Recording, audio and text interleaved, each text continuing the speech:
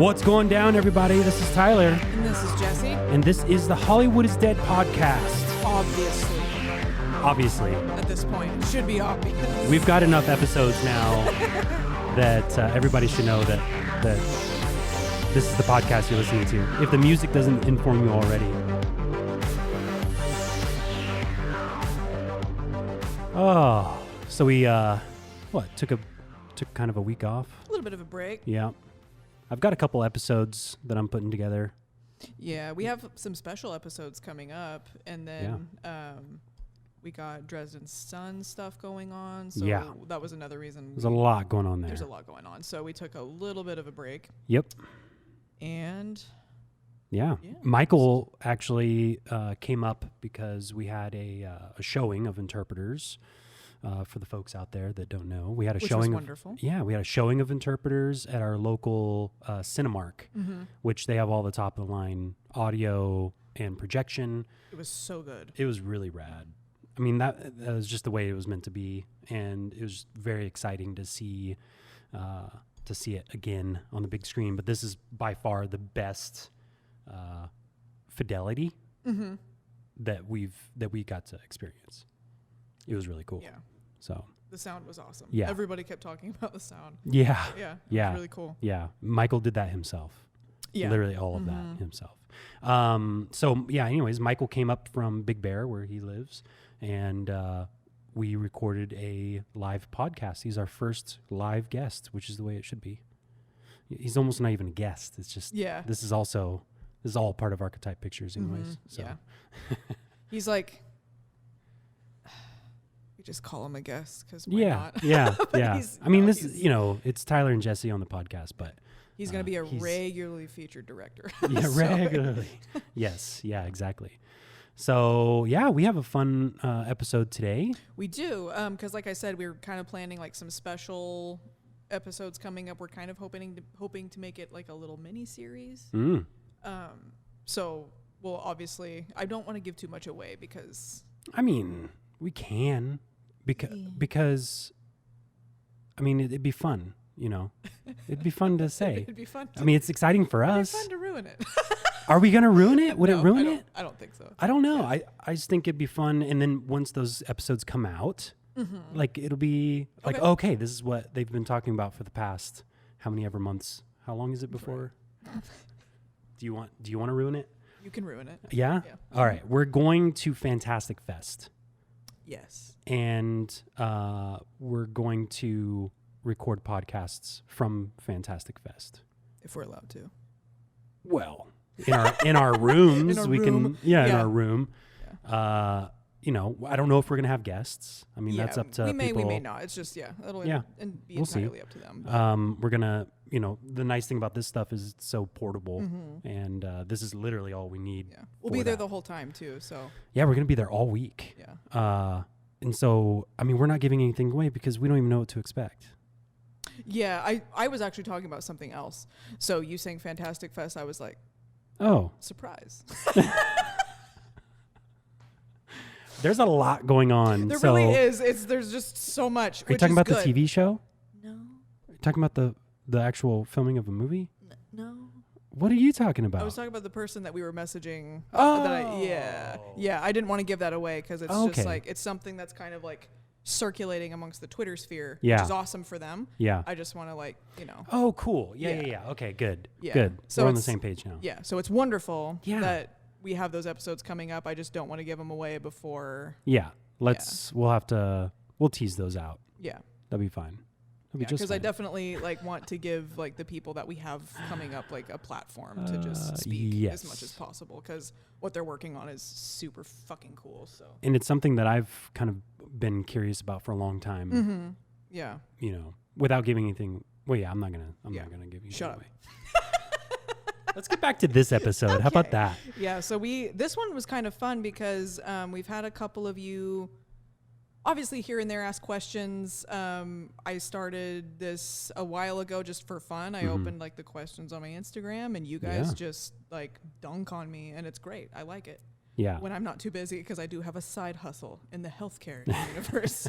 So when I'm not too busy, it's just super fun to engage with people. I like it. That's rad. I think it's cool. Yeah. I'm really happy that you get so much engagement. You're much more regular than I am on there, and I think people, will reward you for that. I think it's okay. So, and that was something I wanted to bring up too, because so we sent out a couple Twitter messages and Instagram posts, and we're just like, hey, slam dunk us with some questions about indie stuff, anything on the podcast that we've said that you're curious about, whatever, no big deal. And so I got a shit ton of questions, and everyone was like, Tyler's this scary producer, and we don't want to talk to him. That couldn't be further from. I am Tyler literally is honestly less scary than me. Right. Yeah, which I is agree. the weird. It's the funniest thing, because I was just like, people. I actually had an intern at work that was once she started talking to me, because like I felt so bad for her, because like once she like came into my stratosphere, was just kind of like, oh my God, you're so nice, and I was sitting there like, why are you saying that? And she just goes, you're really intimidating. The first time I saw you, you looked like you were gonna rip somebody's head. And I was just like, I'm so sorry. I don't mean to. I've done that before. Yeah, I was like, I've done it just with a saw. Yeah. Yeah, I feel bad, but I don't understand the intimidation thing, because I'm very small, and I'm so small, you guys. You have no idea how let's just not. Yeah, her seat is this much higher than mine right now. So, table's the same height, and we're the same height right now. But my chair is so much lower. I get ridiculed for my. Yeah, and I'm not a scary producer, dude. I'm just like everybody else out there, just figuring shit out as I go. Yeah, no, Tyler's super nice. You guys can ask him questions. Yeah, he would love it. Yeah. And if you follow me on any of my social medias, you could see pictures of Lulu, my pig. Yeah. See, I'm softening myself up right now. Yeah, he's like making myself more approachable. The chickens and the ducks. We started a farm during quarantine, so and movie stuff. It's so. Farmer Tyler, you guys. You can you can talk Hello. to him about whatever. Hello. But yeah, this is cool. I'm so happy. Yeah. So we both have a list here of questions. 4 pages. Yeah, I'm glad. Well, the thing is that they reached out to me for questions for you. I was like, okay, that's cool. Yeah. I was joking with Jessie. I was like, yeah, only my friends responded and asked me questions pretty much on Instagram, and I'm not going to answer those stupid questions, guys. You already know the answers. You already know the answers to questions. I will say this. I had to filter a lot through, because my Instagram isn't private. I think eventually I might private it in the future, just depending on, like whatever happens. Because I mean, it's fun right now. It's like super. I just think it's fun to engage with people, and I don't mind being open with you guys. But in the future, if it gets too much or people get too weird, I get a lot of feet questions. That's strange. I'm really sick of the feet questions. That's really strange. Yeah. I'll eviscerate you into oblivion. Please don't ask me for pictures of my feet. Don't do it. And just stop. There's like, I know that the foot fetish thing is like a very real condition, if you will. I like no hate, but fuck off also. Yeah. Like if that's your kink, you do you. You know where to go find people that are also into that shit. Yeah. Don't come onto some random person's Instagram and be like, "Can I see your feet, please?" No, you may not. Those are mine. Yeah. Like, I don't even like looking at them, to be honest. No. Feet are weird. I was watching I saw a quick video about why the foot fetish thing exists. And it's because it's in close proximity to 2 other, in your brain where that is, where that comes from. It's very close to 2 other aspects that are highly used and can be abused, and it can activate and trigger that sort of thing. Yeah. And it's like they've been able to, I guess, pinpoint where that is. I get too freaked out with like the limb fetish thing, because like we studied quite a bit of that in abnormal psych, and I'm not saying that anybody that has like a fetish is like a creep. Okay, I'm not generalizing people like that, but just leave me alone. That's what I'm saying. Yeah, have your kink, but take it elsewhere to people that will reciprocate what you're wanting them to have do. your kink. Yeah. If you, See, this is why Yeah. prostitution should be legal, because those prostitutes should be allowed to get paid to have somebody look at their feet. yeah. And it's like, and I get it. People make a shit ton of money on that fucking OnlyFans thing. Oh, yeah. I just don't want to do that. Do you think I could have an OnlyFans where I only show my feet? Yes. How much money do you think I could make? I have no idea, but Could we I fund don't know like a how. short film from it?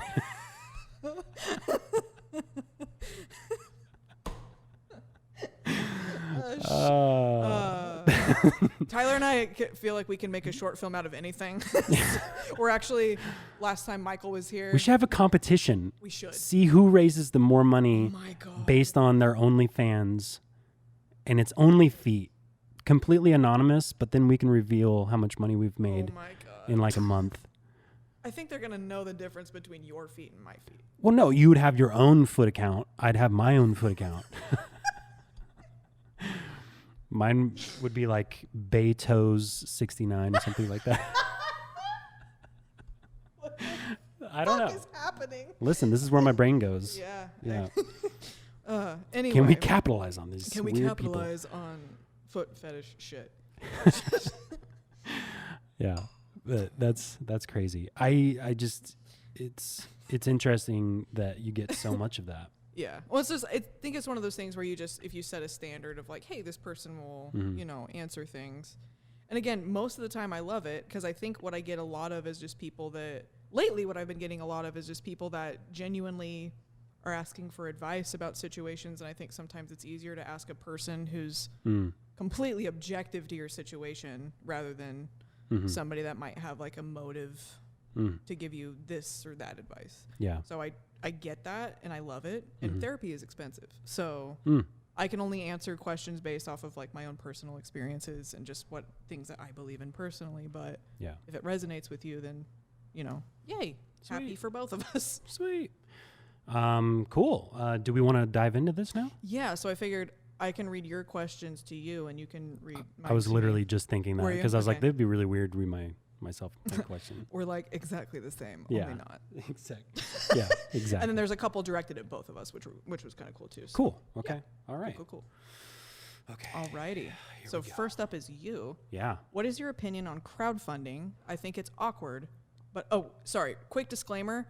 I'm a jackass and I forgot to tell you guys if you want your names mentioned to just include it or just to say anon because I didn't do that and I'm very protective of people's privacy. We're just gonna, you know what your question is. We'll answer them next time we do this because there will be a next time. Yep. Definitely either just mention your name if you want it mentioned or say anon. So moving forward. Cool. Tyler, what is your opinion on crowdfunding? I think it's awkward, but I know it is necessary. Has Archetype had to do it? I'll start backwards. No, we have not.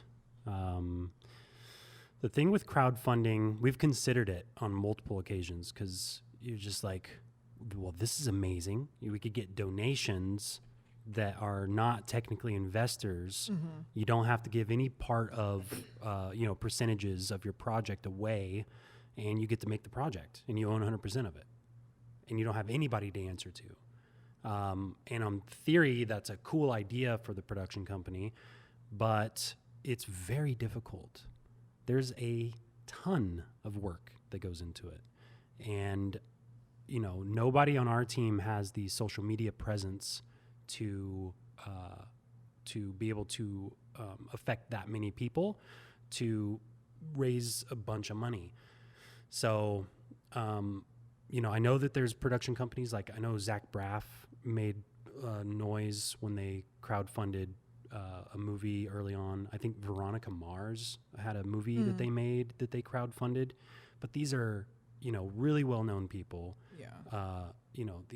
The series Veronica Mars had a massive fan following, and it's walking a fine line between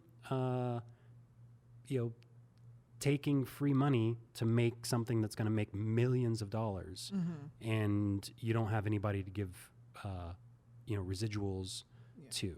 So it's kind of a it's a slippery slope, I would say.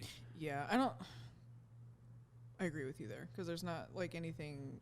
I think it should be reserved for really indie people Yeah. who are making content and delivering movies, projects that have a benefit to the people who invested in it. Mm-hmm. You know, I think if you want to have a successful crowdfunding, you know, go, you know, it's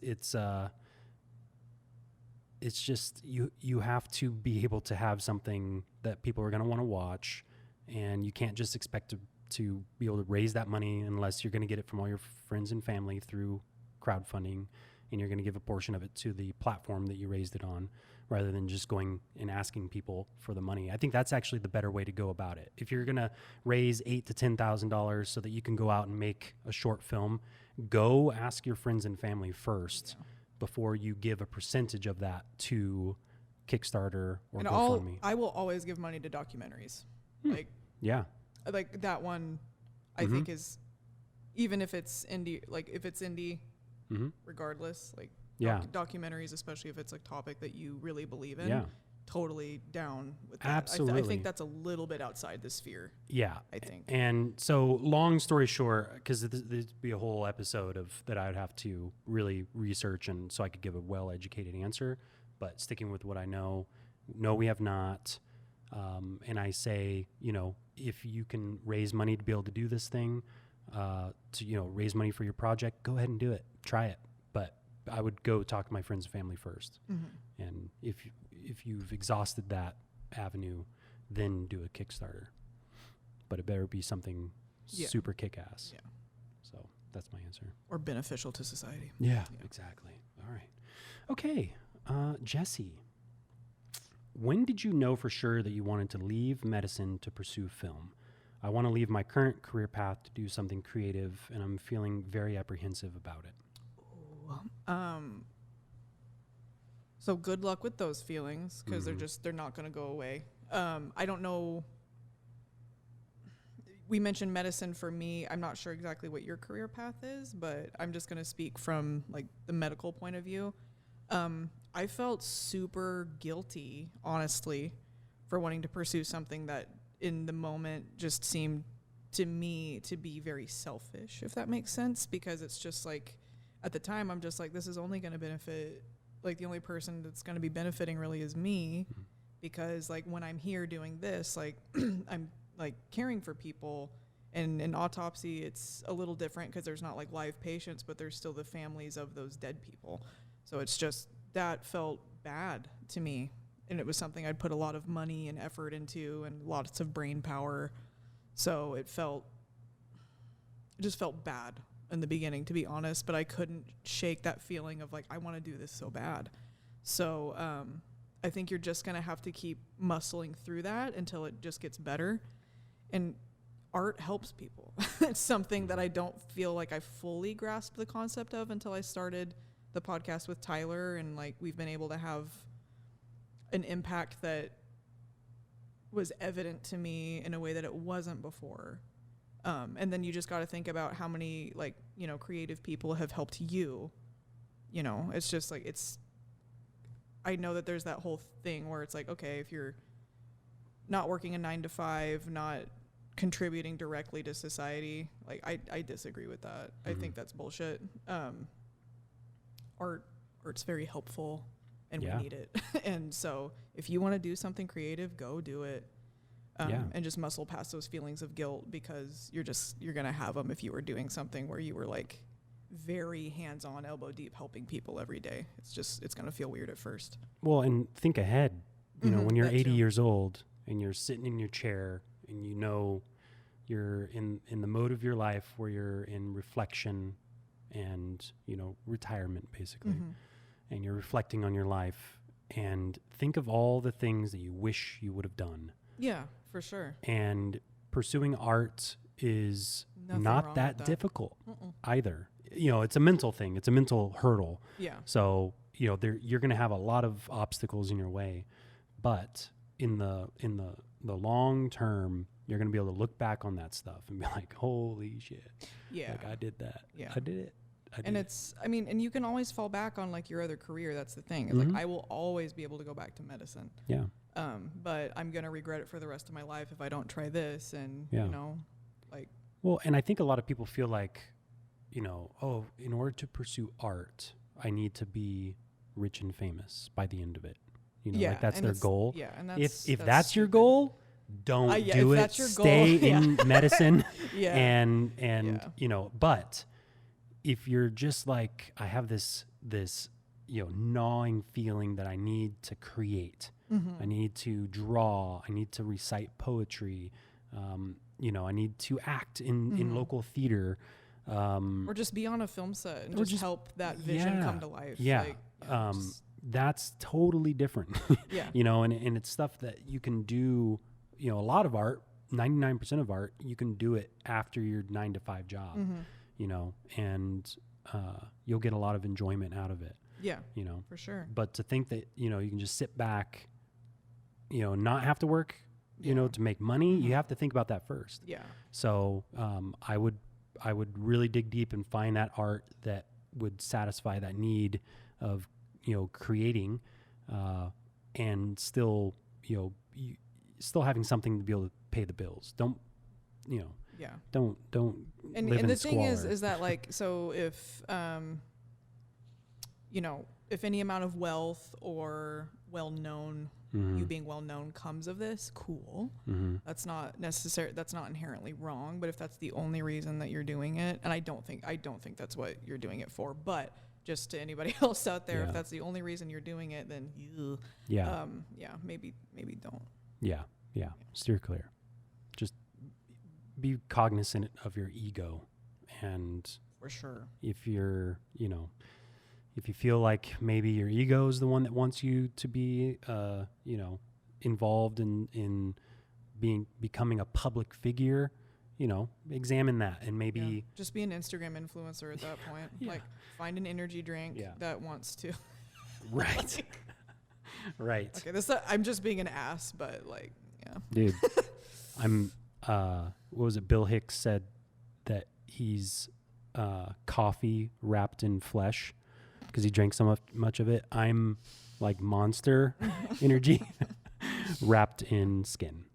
So just find one of these up and coming energy drinks. If all you're after is like, and again, I don't think that's you. I'm just speaking to the general public. If that's all you're after is like fame and money, just find one of these up and coming energy drinks that really needs somebody to push their shit and just start posting stuff on Instagram. There you go. Yep. Seems to be how everyone else is doing. Yeah, exactly. Alrighty. Tyler, what is your dream role in terms of being an actor? Man.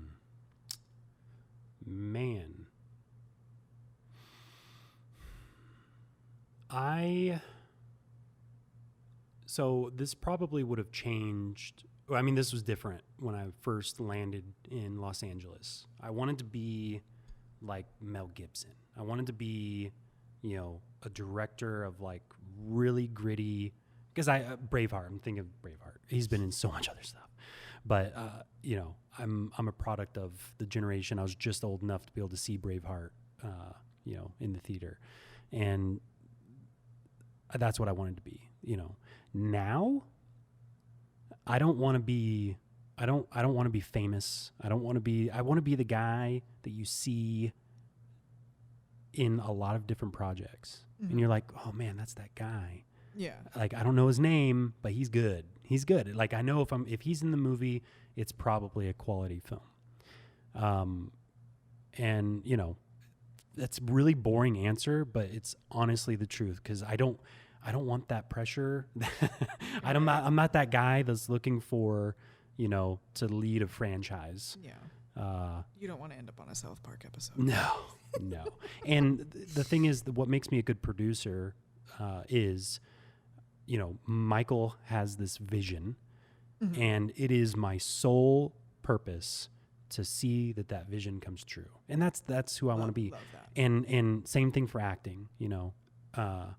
Yeah. And I love stage acting. I just want to be in stuff that's memorable and that gives me, it makes me uncomfortable to do it. I was in a musical last year and it had solos and stuff. I hadn't sang on stage since high school. And the reason I loved doing this role last year, it was Spamalot. I was Sir Robin. And, you know, the reason I was excited about it was because I was freaked out, and it just really pushed me. So supporting and something that takes me out of my comfort zone without doing nudity. I don't want to do that. Nobody deserves that.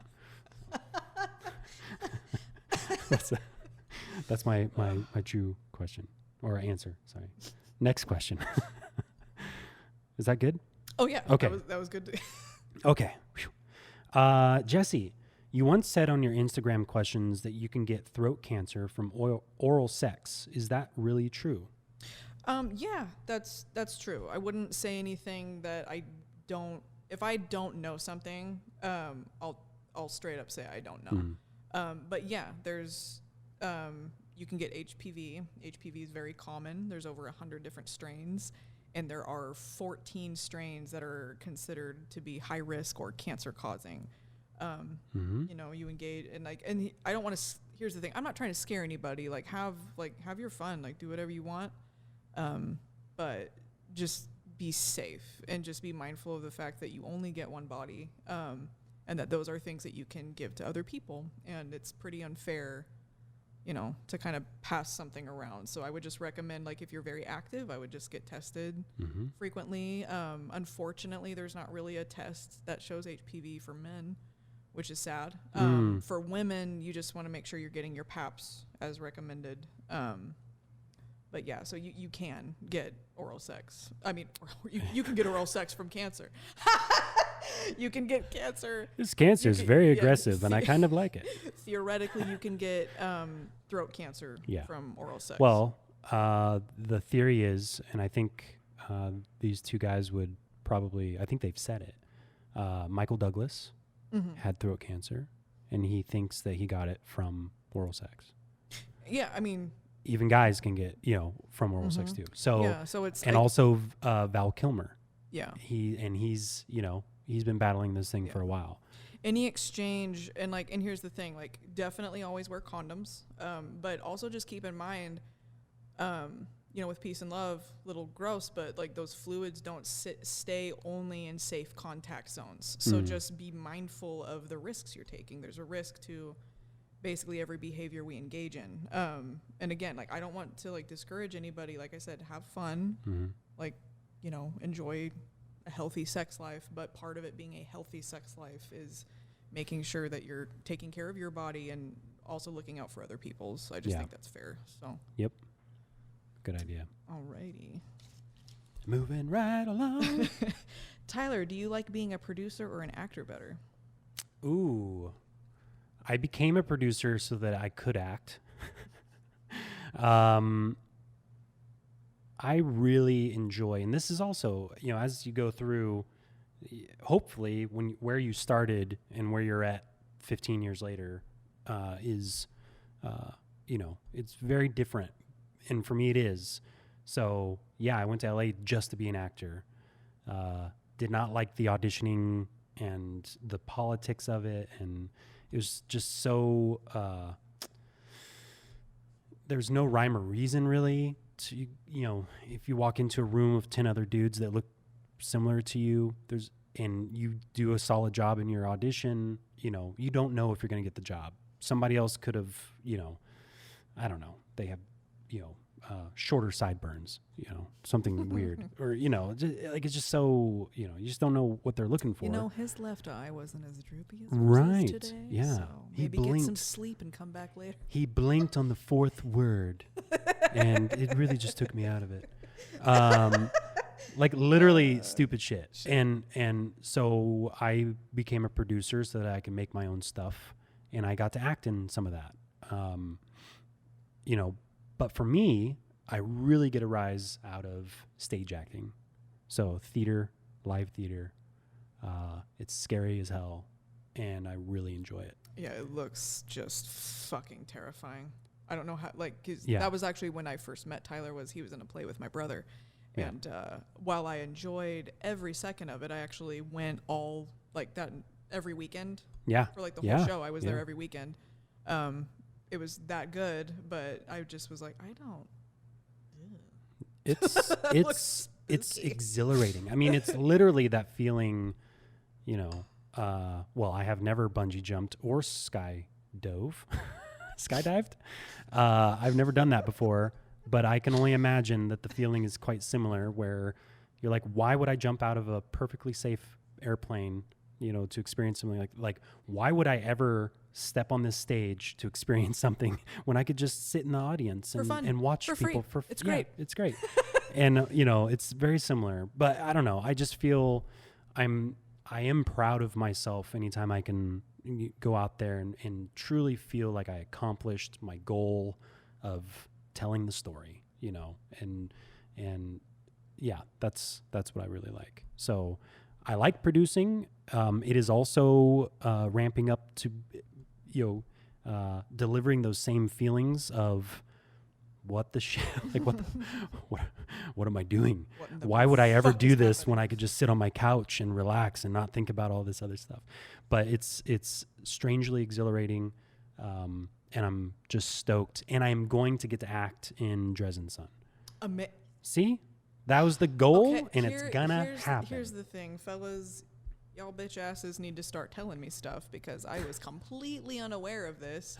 And the last time we all were hanging out together, you guys were like, hey, you're part of the team. So I don't think it was a decision until literally last week. Okay, that's fine. Because I guess I'll calm down. Michael just asked me, he's like, hey, do you have a role you want to do in this?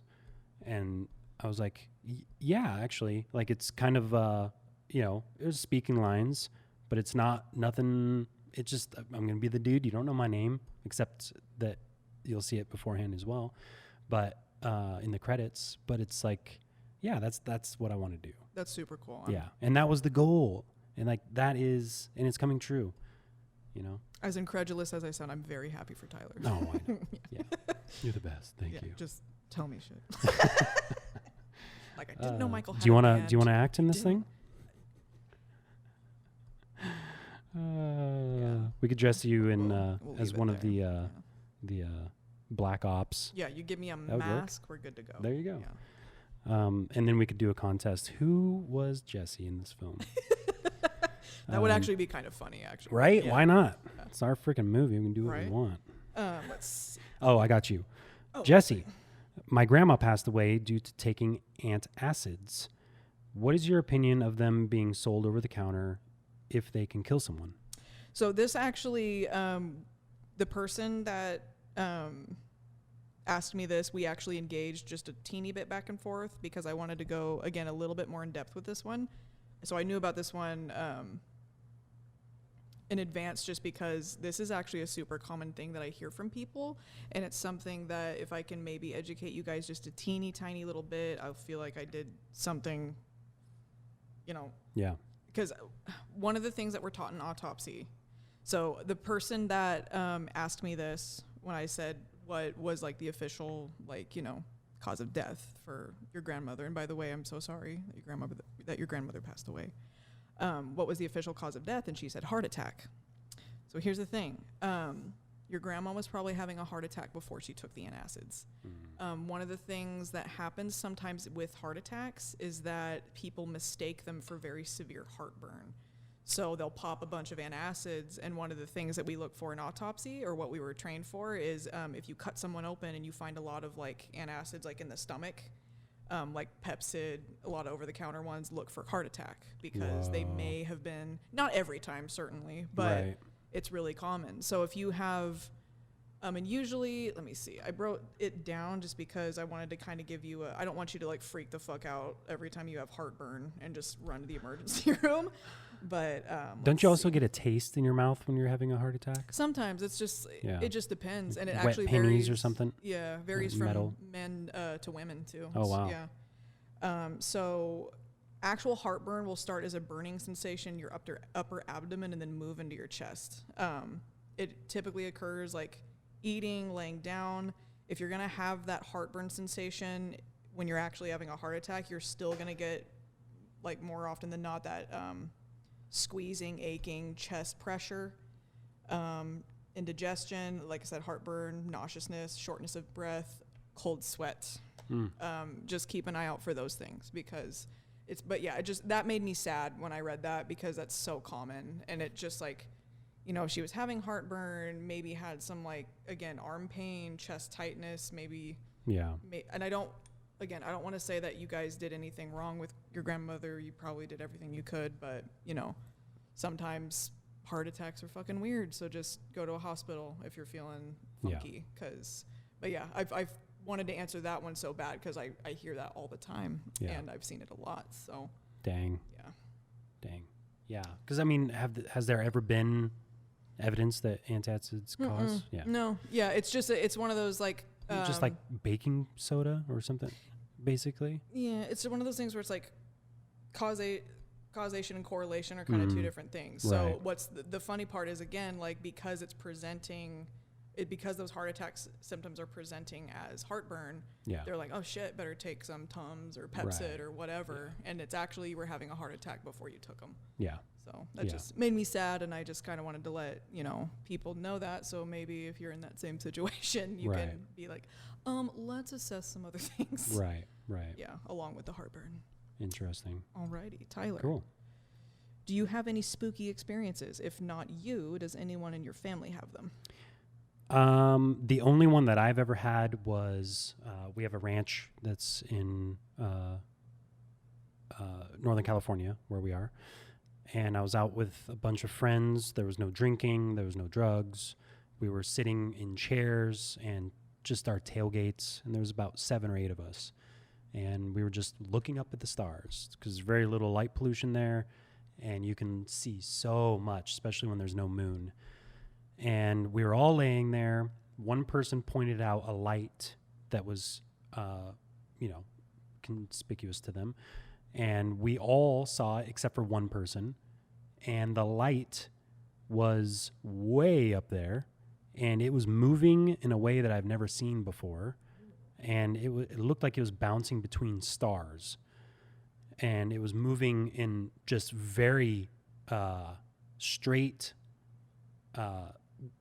lines with very fast switchbacks. And it would hit a point and then it'd bounce up to another point and then down to another point and then sometimes back up to that point and then go back to another point. It was very strange. Well, that's freaky as fuck. Yeah, it was very strange. My sister-in-law, who grew up in Seattle, had an experience where she was standing on a sidewalk, and every time I see her, we just went up there to see them. I asked her about this. I'm like, tell me more about this. I'm just trying to wrap my brain around this. She said that she was walking on a sidewalk with a friend. They were in a residential neighborhood, and they round this corner. I guess they were obscured by trees. They round this corner, and they look up, and there's the bottom of a craft that is spanning like the length of the neighborhood. She said it was massive. And she seems like a very credible person. She's nice. I don't know why she would want to lie about something like that. She's also dumbfounded by it. She doesn't understand like what the hell it was. And so, yeah, that was her experience. That's always like a good one for me too, because I know that's the hard thing sometimes with the quote unquote paranormal is that, you know, you see unexplainable shit. Yeah, and I've had like redneck people tell me stories, and it's like, I desperately want to believe you, but you lie a lot. Right. Yeah. Like you're an exaggerator. Yeah. We know. So, but it's always so interesting to me when you have a person that you know personally that has no reason to. Yeah. Cause like, some of the things that I've said, I'm just like, why the fuck? Like, would I say, like, why would you? I don't want to have this shit in my life. Like, right. You know what I mean? So that's always. Yeah. But I'm always so conflicted because you hear somebody like Neil deGrasse Tyson, and he's so pragmatic, and his scientific mind is so on point where he's just like, what if the easiest answer is actually the true answer, and whatever we're seeing is probably man-made? Yeah. You know, and the chances of us actually making contact with and having these crafts or whatever it is, these, you know, unexplained aerial phenomena. What if, you know, I mean, what are the chances that they're actually alien? And they're so minuscule that, according to him, I mean, so I'm so conflicted, with a lot of things. I think the best policy is to just be open, but also Yeah. use your brain. Like, Right. because again, like my issue with some of these, like, big brains too, is that like, I'm all about like intelligence. Like I love listening to Neil deGrasse Tyson talk, but at the same time, it's just like whenever we get to a point where we're just going to start like shitting on people for their experiences, even if they are a dumb fuck redneck. Yeah, like, right. It's just like, come on, like what's the point of doing that to somebody? So it's just like, well, he wasn't dunking on anybody. It's just like Occam's razor. It's like the easiest answer is the most likely. Yeah, don't go looking for zebras. Right. Yeah. And so it's just, it gets me thinking like, cool. I mean, I'm happy that people have crazy experiences, and I've had crazy experiences too. Yeah. So, it is what it is. Yeah. I just like, at this point, I'm super open to everything and everybody. Tell me your shit. Yeah. Right. Same. Yeah. Same. So it's just like, I'm very open. Yeah. I love hearing the stories, and I'm not going to knock anybody, for having an experience. Like, and then, like I said, I mean, we all know my, my issues. So it's just, I'm very open to everybody else as well. So it's, I mean, but like, I think you always just want to come at it from a point of view of like, I definitely think that you may have seen something, and I'm open to whatever that could possibly be, whether, we know about it or not. Yeah. But you also definitely, there's charlatans out there that are totally just going to exploit the fact that, 100%. You're willing to believe anything. So there's just like this let's all toe the mark, but like open, accepting, but let's all use our brains. And I feel like most of us, I feel like for the most part, most of us do that, especially the people that I've talked to. Yeah. Let people who've had experiences live with it, and don't bash them because you don't think it's possible. Yeah. Or just because you're uncomfortable with it too. Right. And it's just like, I'm uncomfortable with living in a world where I don't know what's going on. And it's just like, well, guess what, dude? None of us know what's going on. Right. So just join the boat with the rest of us. Right. Also, shut up. Exactly. Yes. Ooh. It's a question for both of us. Yay. What is your favorite film festival, and do you think they are necessary for filmmakers to attend? We're hoping it's going to be Fantastic Fest because we've never been to well, you have. I've been to I'll speak for myself. I've been to, but Fantastic Fest is going to be, I think, really, really rad. Yeah. I think it's going to be amazing. We're jazzed. Yeah. Michael's coming with us, by the way. Yeah. And I don't know if it's going to live up to its expectations that I have for it. Oh, wow. I've heard that it should. Yeah. And so I'm very excited. I'm excited too, but I mean, Tyler's been to a film festival. I haven't been to one yet. I'm super excited. And I've never been to a multi-day. I've never attended multiple days of the same festival. Interpreters was in 2 festivals. The films that we tend to make are not festival darlings. They're, experimental and, pretty ambitious. I don't know what it is, but we just haven't ever really had luck getting into film festivals. I've noticed a lot of the festivals that you guys got into were all like galaxy, space. Yeah, Kapow Intergalactic Film Festival. Pretty cool though, like not dogging that at all. I just noticed the lingo. Kapow was fantastic. I was like, it's a no-name festival. But guess what? It was an amazing experience. Yeah. And if you're in this thing for prestige, then prepare to be disappointed 99% of the time, because unless you're a big name, festivals aren't what they used to be. So Sundance, Jesus Christ, the one in Utah, or no, I'm sorry, that is the one in Utah. Sundance, I was thinking Tribeca. That's what I was thinking. Okay. They used to be festivals where indie filmmakers would take their films, they'd premiere them there, and they'd get recognized. Studios would fight over who's going to get distribution, and then even more importantly for the filmmaker, who was going to fund their next film. Yeah. That's what it used to be. Now, it's not. There are film markets for big films, you know, with big bankable names. And if you are an indie film, you know, maybe you have some success there, but it's not like it used to be, from what I've heard.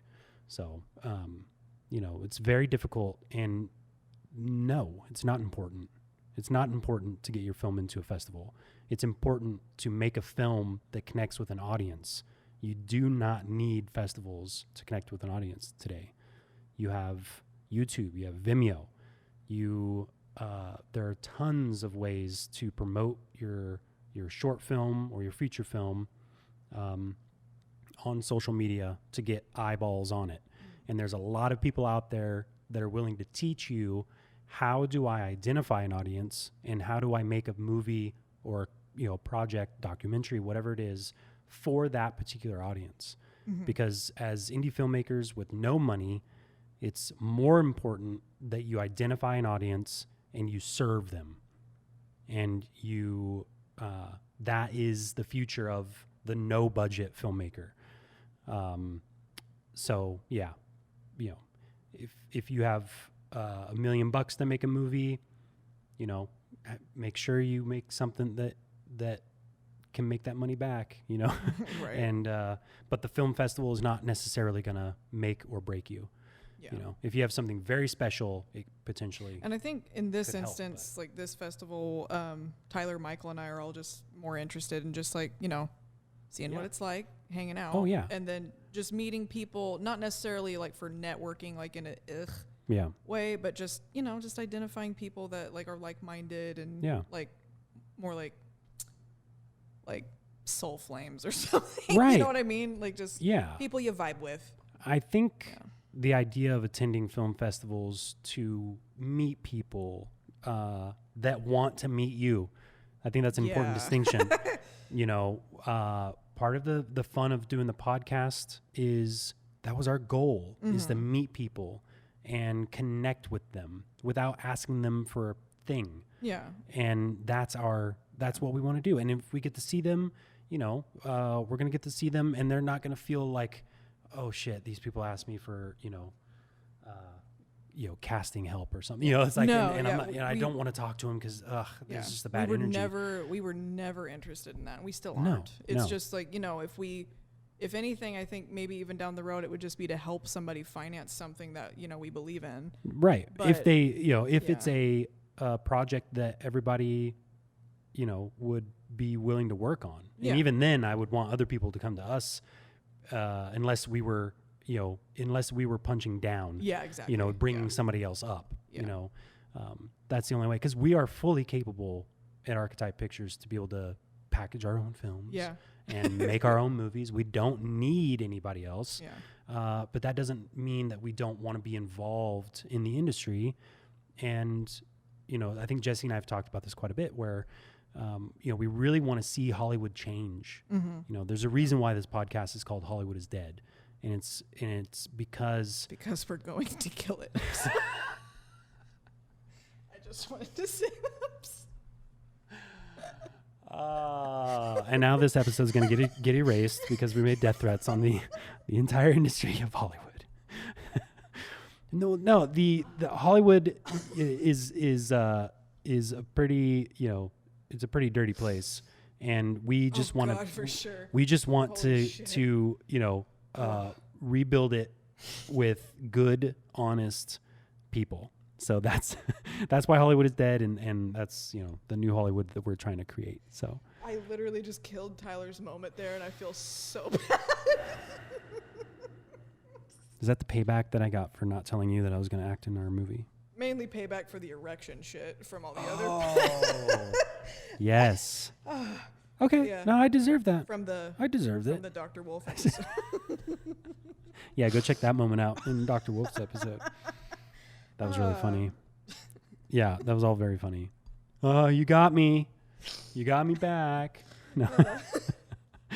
But no, like, jokes aside, completely agree with everything that Tyler said. Because, I mean, it's just, And like we said multiple times, like we have a no assholes policy. Yeah. So it's just like we care about people. Yeah. We care about their visions, what they want, Yeah. their stories, everything. Yeah. Like, We want to identify the non-assholes of Hollywood and ingratiate ourselves with them because we want to be a part of that. yeah. And we also So, just like, I'm again, not gonna lie just about that. making human connections. Like I feel like, It's like, in any industry, you go to a conference to network and, meet people so that they know who you are. Like, there's nothing wrong with that. I think there's a certain amount of a nice balance of, that legwork where you do have to go out and meet people.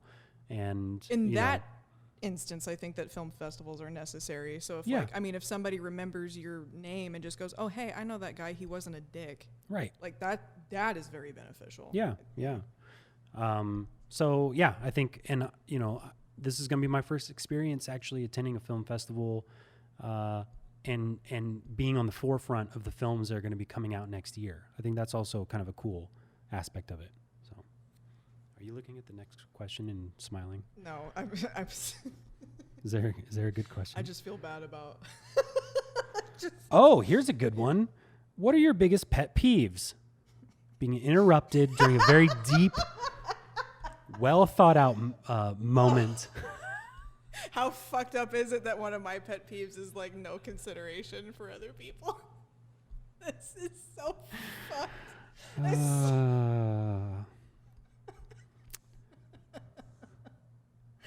Yep. Damn. I'm gonna remember it. I'm Okay. gonna remember that. Great.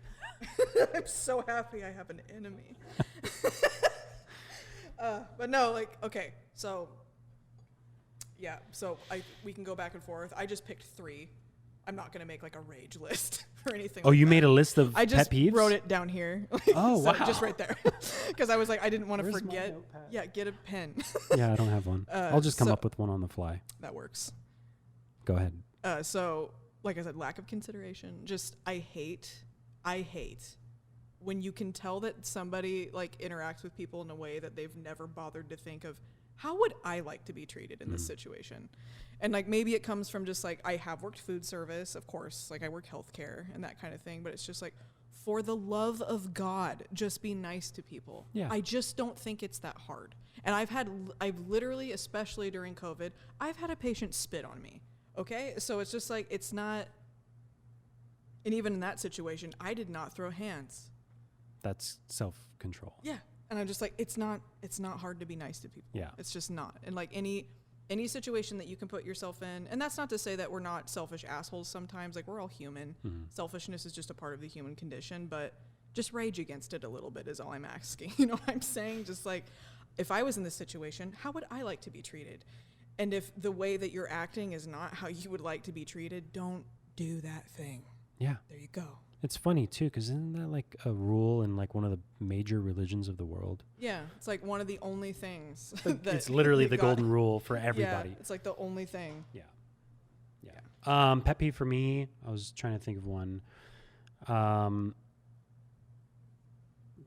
thought of 2 immediately, but the first one that I've been really trying to battle, even for myself, is like dogmatic thinking, like thinking in absolutes. Yeah.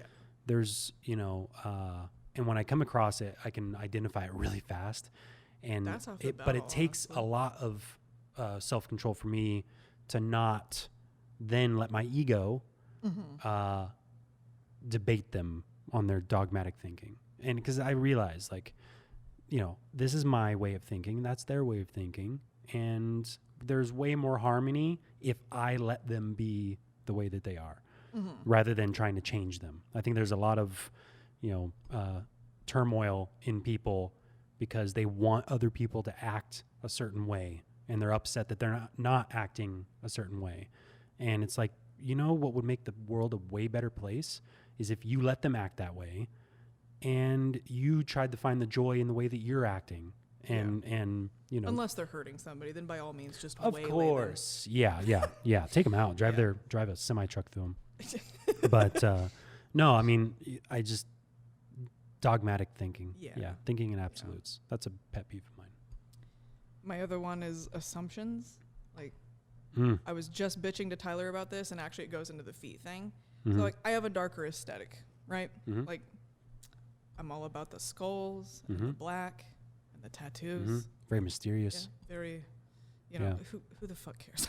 But like one of the things that I've noticed that, and it's really honestly just kind of starting to piss me off a little bit. And again, I'm keeping those emotions to myself, but I find it so rude. Is just like people sexualize me a lot online, and they just kind of see the aesthetic and assume I'm into, things like sending people feet pictures and like whips and chains. And I am so sorry to disappoint you fucking people, but I am like the most boring vanilla bitch you will ever meet in your life.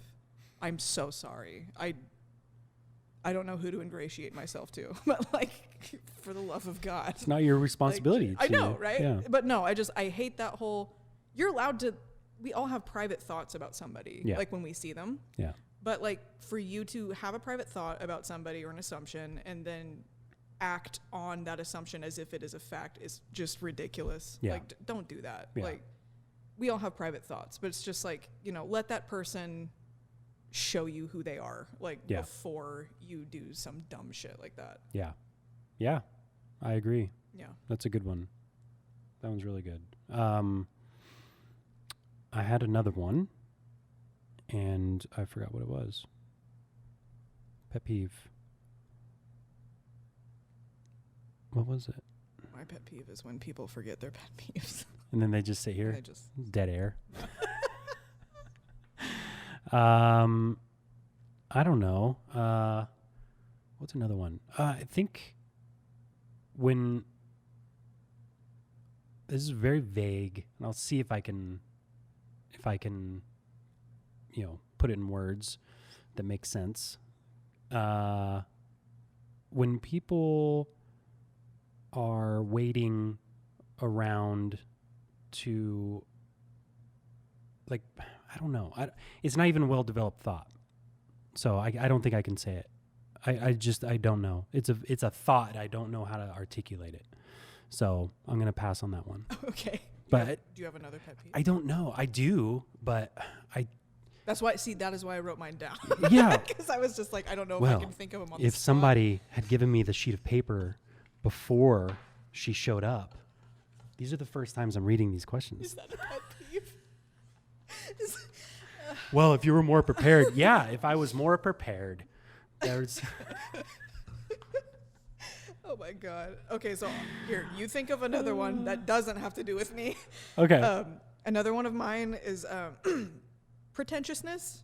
I just, and to me, like, don't get me wrong, like there's a very big difference to me between being classy and being pretentious. Right. Like classy is just something you don't have to talk about. You either are or you aren't. Yeah. Pretentious is when you're trying to let us all know that you're classy, and you need to shut the fuck up, quite frankly. Yeah. Like, especially one of the ones I've seen a lot, and I see it a lot in medicine and in film, honestly. Like, so when I go home to Idaho, like, the only thing that we do for, like, a solid week is talk about, like, music and food. Nice. Because, yeah, why not? Yeah. It's just a good fucking time. Yeah. But there's a way that you pronounce certain names of certain foods. And if somebody doesn't pronounce it right, I don't think that, unless it's in like a close group of friends and you're just slagging with each other for fun because it's funny, there's really no reason to just dunk on somebody and be like, you're a fucking idiot because you couldn't say like pasta fagioli or something. Like, just like, come on. Yeah. Like, and I hated it in medicine too, because like there was this one, okay, so there's a section of the intestine called, so the way that you actually pronounce it is duodenum. Okay. I call it a duodenum because I don't want to sound like a dwad, okay? So I had a doctor that would jump down my throat for that, and it's just like, I understand. I think we both know what I'm talking about. I think that you can swallow that shit that you've got going on and just understand what I'm talking about, and we can move on from there. I don't understand why. Does the doctor say, I don't know, what are you saying? Well, no, they would do that sometimes. Really? Yeah, and not every doctor. Yeah. These are the doctors that, because we talk about this too, where it's just like, I will always call you doctor out of respect. Yeah. But the ones that freak the fuck out about you calling them by their title are the assholes. Ooh. Almost always. I'll always call you doctor if you're an MD out of respect because, you know, You've earned it. that they've earned it. Yeah. That's their title. Yeah. But most of the doctor, like the chillest doctors that I've ever worked for are like, hey, call me, you know, this or that. Yeah.